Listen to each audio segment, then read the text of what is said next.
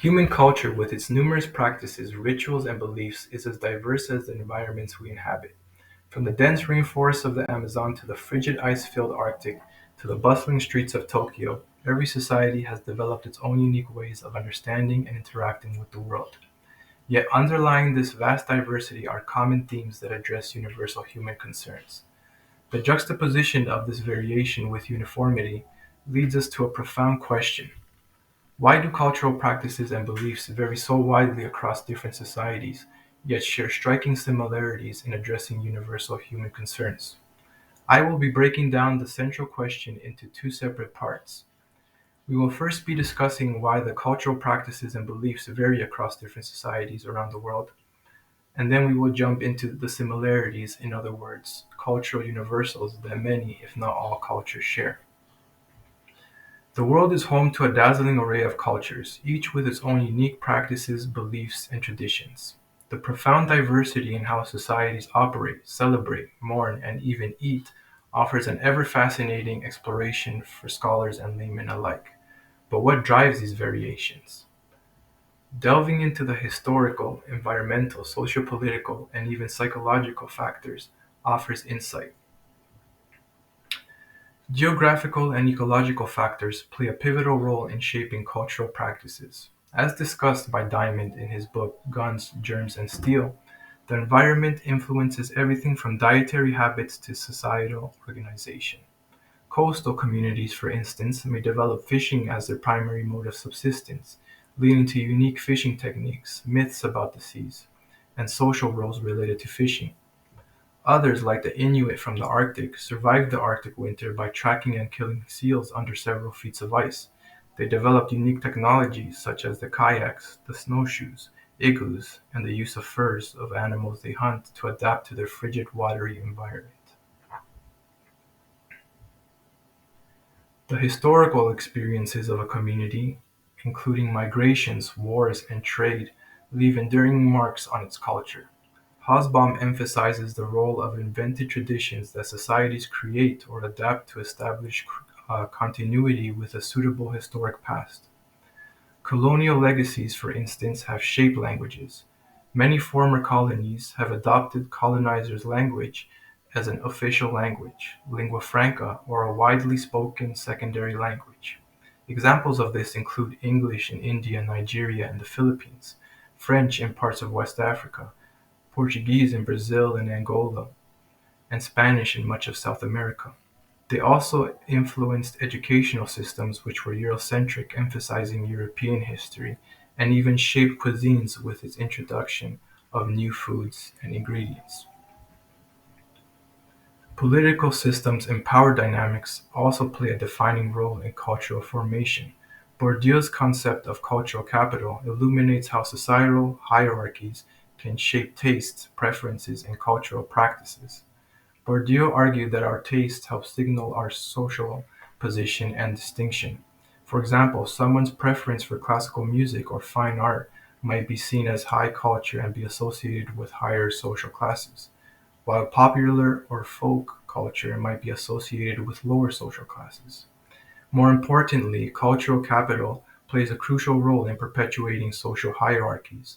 Those with abundant cultural capital often have the means to ensure their children acquire it as well, thus reproducing their status across generations. Children from privileged backgrounds might have access to elite schooling, extracurricular activities, further enhancing their cultural capital. The spiritual and philosophical beliefs of a community significantly shape its cultural practices, morals, and worldview. As Weber posited in his book The Protestant Ethic and Spirit of Capitalism, religious beliefs can even influence economic behaviors and societal progress. We see some of the beliefs, values, and ethics that were present in Protestant cultures, and it's evident to see how these ethics led to these cultures adopting the spirit of capitalism. Lastly, culture is also shaped by the collective psychology and philosophical outlook of its members. Cultural dimensions such as power distance, individualism versus collectivism, and gender roles provide a framework to understand national cultural tendencies. For instance, cultures that emphasize collectivism, such as South Korea, Japan, and Thailand, prioritize the need and welfare of the group unit, family, and its extension community, in contrast to the individualist cultures found in the United States and the UK, who focus on the me rather than the we. Cultural variation, while sometimes a source of misunderstanding and conflict, is also humanity's richest asset. The tapestry of human culture offers a host of solutions to life's challenges and a vast reservoir of wisdom, art, and knowledge. By understanding the roots of cultural variation, we can approach differences with respect, curiosity, and a desire for mutual growth.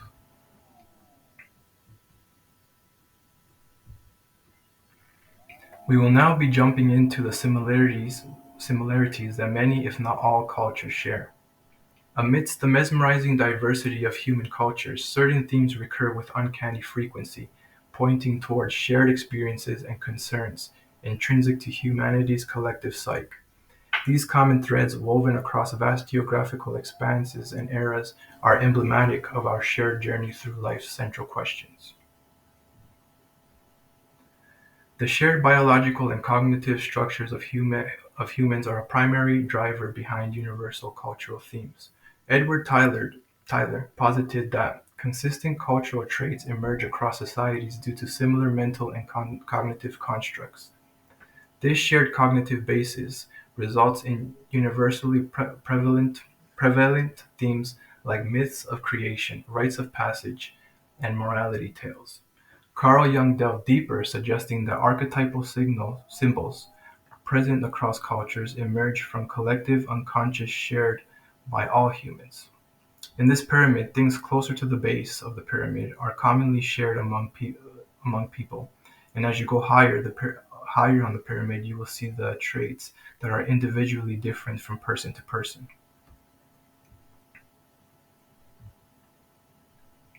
Anthropologists assert that early human communities, despite being geographically dispersed, faced common challenges which led to analogous cultural solutions.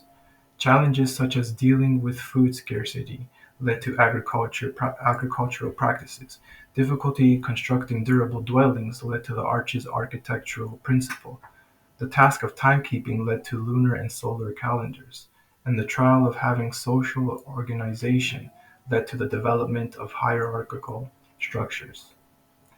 These shared challenges and their solutions became the backbone of many societal norms and practices we witness today. This image portrays the commonality between numerous countries which use the Gregorian calendar, a type of solar calendar.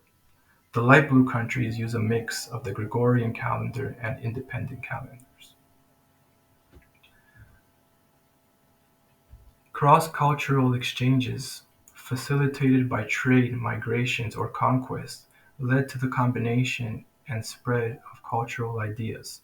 Many common practices across Eurasian cultures evolved not in isolation but due to this rich interplay and diffusion of ideas. Such interactions accelerated the sharing and adaptation of religious, philosophical, and artistic themes across society. This image shows a map of the routes that facilitated trade of goods between cultures and the spread of religions such as Buddhism, Hinduism, and Christianity.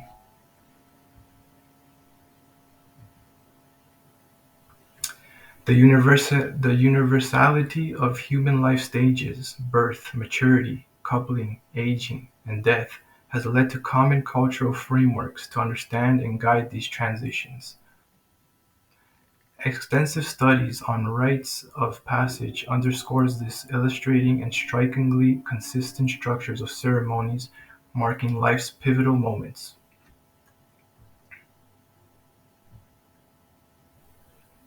The rich tapestry of human culture is a testament to our adaptability and creativity as a species.